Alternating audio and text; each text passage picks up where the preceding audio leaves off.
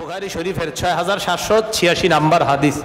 এই হাদিসের বর্ণনাকারী নবীজির স্ত্রী আম্মাজান আয়েশা সিদ্দিকা রাদিয়াল্লাহু তাআলা আনহা। তিনি বলেন, আনা আয়েশা রাদিয়াল্লাহু তাআলা আনহা ক্বালাত মা খুয়্য়িরান নবী সাল্লাল্লাহু আলাইহি ওয়াসাল্লাম বাইনা আমরাইন ইল্লা ইখতারা আইসারাহুমা।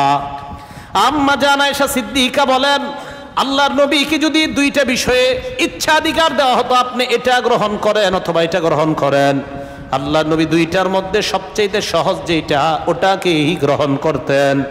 নবীকে যদি বলতেন, আল্লাহ হুজুর আপনি এটা গ্রহণ করেন অথবা এটা গ্রহণ করেন, বলেন তো নবী কোনটা গ্রহণ করতেন? সহজটা। মালাম ইয়াসাম, যতক্ষণ না গুনাহের কাজ হয়। সহজ বিষয়টা আবার গুনাহ হইলে হবে না।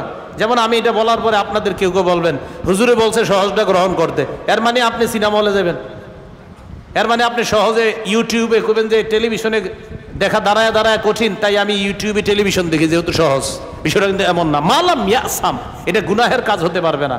দুইটা বিষয় আল্লাহ অধিকার দিলে আপনি যে কোনো একটা নিবেন, মানি যেটা গ্রহণ করবেন সেটা গুনাহের কাজ হতে পারবে না।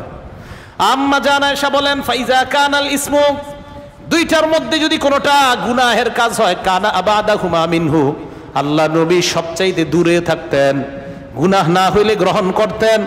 আর যদি কাজটা গুনাহের হতো, আল্লাহ নবী সবচাইতে দূরে থাকতেন। এটা আর কেউ কয় না।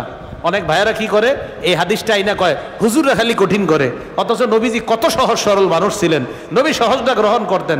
বলেন তো সহজটা গ্রহণ করতেন, ওই সহজটা কি গুনাহের হইতো না গুনাহ ছাড়া হইতো?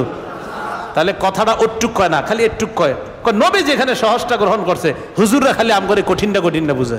বিষয়টা এমন না। নবীজি সহজটা গ্রহণ করতেন যদি গুনাহের না হইতো। বলেন তো আমরা সহজটা গ্রহণ করব যদি কিসের না হয়? আর যদি এটা গুনাহের হয়, আমরা এটা থেকে দূরে থাকবো।